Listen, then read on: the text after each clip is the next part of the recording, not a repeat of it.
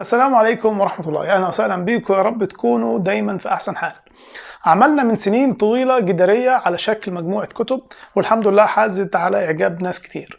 ناس كتير طلبت مني إن احنا ننفذها، ولكن طبعا موضوع تنفيذها مكلف جدا وصعب وبياخد وقت، فقلت أفكر أعمل نموذج واحد كطريقة التنفيذ، وبعدين تشوفوا معانا في الفيديو شكل الجدارية كاملة إن شاء الله.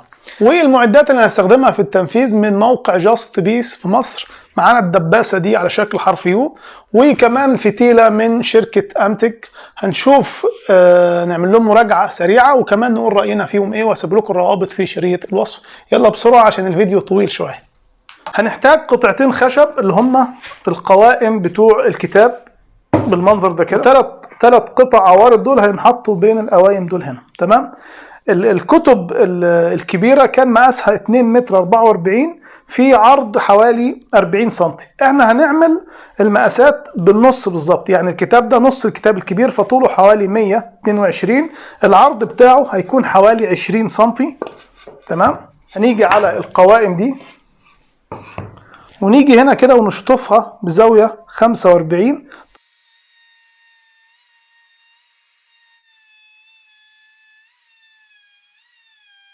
نجيب قطعة ورق ونثبتها في الخشب بالدبل فيس كده. القوايم احنا شطفناهم اهوت بالراوتر. طبعا لو عندك صينية قلنا ان الشطفة دي ممكن تيجي لحد هنا، ولكن دي اقصى حاجة جت معايا في الراوتر، ولكن هنشوف هنعالج الحتة دي ازاي. نبدأ نجيب القطوع اللي هينحط هنا كده. طبعا لزقت عليه ورق اهوت، وبعدين اثبته كده بالفتيلة.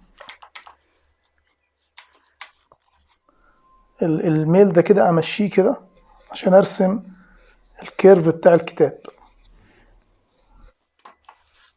بعدين اشيل الورقة دي كده، انا رسمت عليها قوس كده خفيف، ابدأ اطويها كده بالنص واظبط القوس بتاعي.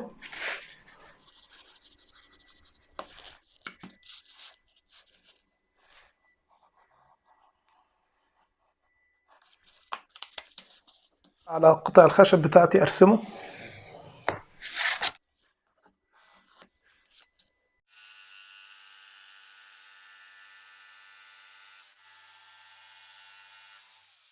لاحظ ان فيه فروقات بسيطة في الكيرفات والدورانات دي.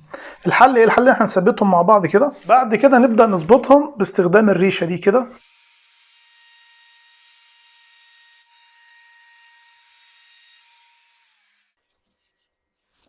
هنبدأ نحط القطعة بتاعتنا بالمنظر ده كده، تمام، واثبتها كده. ولكن قبل ما اثبتها هاجي هنا كده بعد ارتفاع حوالي 4 سم او 5 سم، واقص القطع كلها واخلي المكان ده فاضي. ليه هيكون فاضي؟ ده اللي هنعرفه في نهاية الفيديو.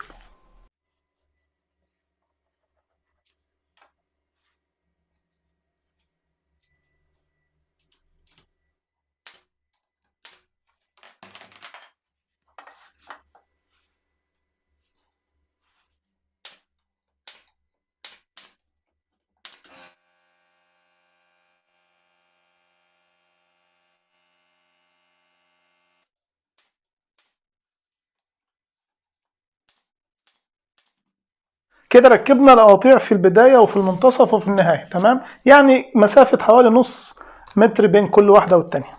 نيجي بقى على الحتة دي هنحط لها نقطة سوبر جلو أو غيرة، تمام. السوبر جلو ده يا جماعة موجود برضو على موقع جاست بيس اللي عاوز يشتريه من مصر، تمام.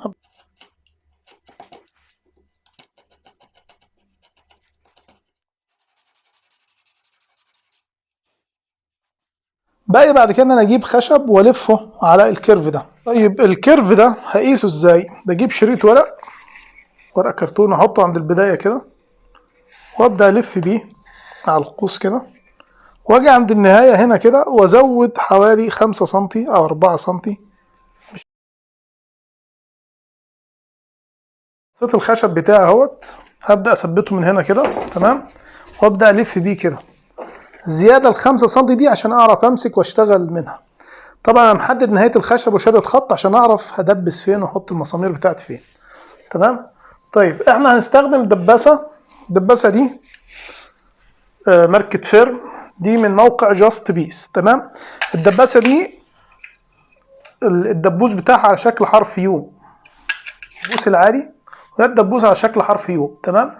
الفرق بينهم ايه؟ الفرق بينهم ان انا الدبوس الصغير ده مش هينفع معايا في الشغل. ليه؟ لان انا بلف الخشب فيبقى فيه زي سوسته كده، لو انا دقيت مسمار عادي هيكون سهل جدا الخشب يفلت، اما المسمار ده او الدبوس على شكل حرف يو هيثبت الخشب بشكل افضل.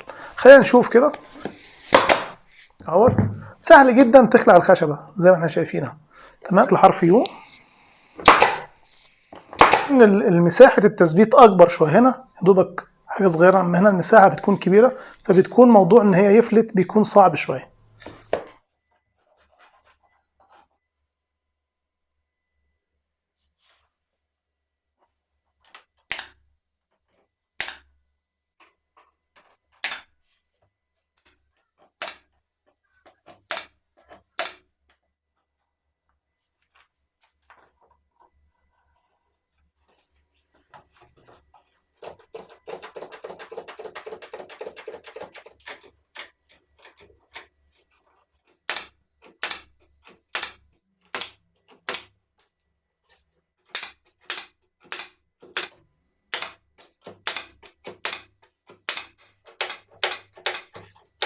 طبعا الخشب ده خشب معاكس او خشب ابلكاش 3 مللي. انا هنا كده ميلتها بالمنظر ده كده وثبتها في الطاوله بالفتايل، وهسيبها كده لحد تاني يوم بحيث تجف على وضعها زي ما هي كده. طيب من خلال التجربة دي فتيلة طبعا من ماركة أمتك. الفتيلة دي في منها مقاسات كتير. المقاس الكبير اللي معايا ده، الملاحظة اللي أنا لقيتها إن الفك ده صغير، المفروض الفك يكون كبير شوية، يعني كل ما تطول الملزمة كل الفك ما يكبر. تمام. طبعا الملزمة دي متوسطة الجودة، الموقع عليه مختلف الانواع، في حاجات اغلى وفي حاجات ارخص، تقدر تشتري الحاجه اللي تناسبك. تمام. اما بالنسبه للدباسه دي فدي كويسه جدا، انا مش شايف فيها اي ملاحظه، بتتسع لحد حوالي 2 سم ونص، بتحتوي الدبوس حرف يو. دبوس حرف يو بيكون جيد جدا في تثبيت الشغل زي ما شفنا. وطبعا هسيب لكم روابط الشراء كلها في شريط الوصف. يلا بقى بسرعه نكمل الفيديو بتاعنا. بعد الجفاف هنبدا نعلم على الزياده دي ونشيلها نقصها بالقطر. هبدا اشيل النتوءات والزياده دي كلها على الجنب ده والجنب ده. بنلاقي على الكتاب فيه جزء كده بارز كده، الجزء ده هنعمله بالفوم. ده عباره عن فوم بتاع المواسير بتاعه المكيفات، هنثبته هنا كده بالمنظر ده، ولكن عشان هو حجمه كبير فهنبدا نقصه نصين ونثبت ده هنا.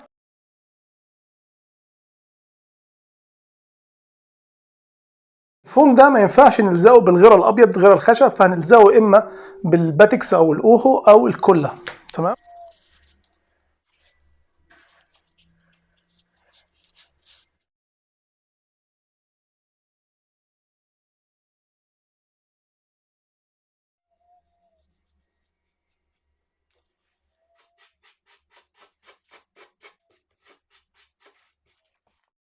بعد كده عملية التكبيس دي بتتم بالقماش القطن او بالشاش الخفيف ده. ابدأ اغمره في غيره مخفف بالمية.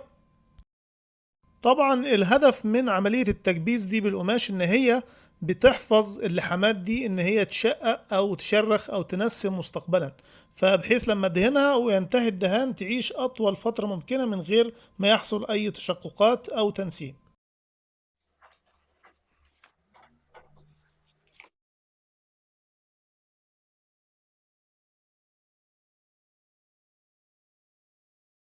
بعد الجفاف هبدأ أشيل أطراف القماش دي عشان ما تظهرش في الشغل بتاعي.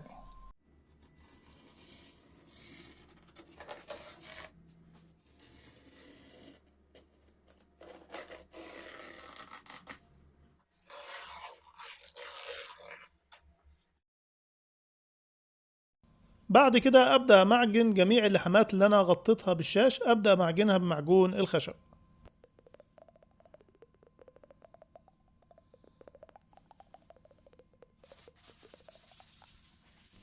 بعد المعجون بنصنفر كويس جدا ونشيل اي نتوءات. بعد كده ببدأ ادهن الاساس، سواء بقى دهان مائي او دهان زيتي زي ما انت عايز، بيكون اساس ابيض. وبعد كده بحاول اختار لون مناسب للكتاب زي اللون الزيتي اللي احنا بنشتغل بيه ده.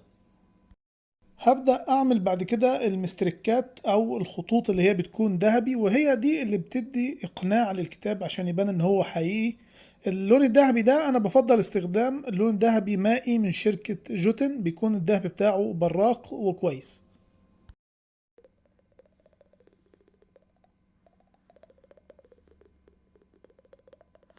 ده كده شكل الكعب بتاع الكتاب. تمام. طبعا ممكن تضيف هنا الاسم او بتستعين بخطاط يكتب لك الدباجة اللي بتكون موجودة على الكعب. المنظر ما بيبانش الا لما يكون فيه اكتر من كتاب. تعالوا نشوف بقى شكل الجدارية الحقيقية شكلها ايه، وكمان طريقة تثبيته كان بتكون ازاي. طريقة التثبيت بتكون ازاي؟ احنا سيبنا هنا المسافة دي كده في اول الفيديو. تمام. بنعمل ايه؟ بنجيب قطعة خشب تكون مثلا 18 مللي نفس العرض ده كده وبطول الكتاب، وبعدين لما اجي اثبتها على الحيطة اثبت قطعة الخشب دي كده على الحيطة، وبعدين الكتاب البسه فيها بالمنظر ده كده، وبعدين بالمسامير اثبت من هنا كده، والكتاب اللي بعده وهكذا. ده كده شكل الجدارية النهائي زي ما احنا شايفين. طبعا الخطوات طويلة شوية. اهم خطوة فيها موضوع انك تغطي اللحامات بالقماش او بالشاش. من خلال الخطوة دي انت بتضمن ان الشغل بتاعك يعيش سنين طويلة من غير ما يحصل فيه اي انفصال، او ان اللحامات تبدأ تنسم او تظهر في الشغل وتبوظ منظر الجدارية. لما بتيجي تشتغل طبعا بتجيب الكتب الأصلية وتبدأ تشتغل زيها بالظبط وتنقل نفس الدباجة اللي عليها بحيث تطلع مقنعة وتطلع بالشكل اللي انت شايفه ده. أتمنى في النهاية إن الفيديو يكون فيه استفادة. دعواتكم لينا بالتوفيق، ولا اللهم اجزيه خيرا في الدنيا والآخرة، والسلام عليكم ورحمة الله.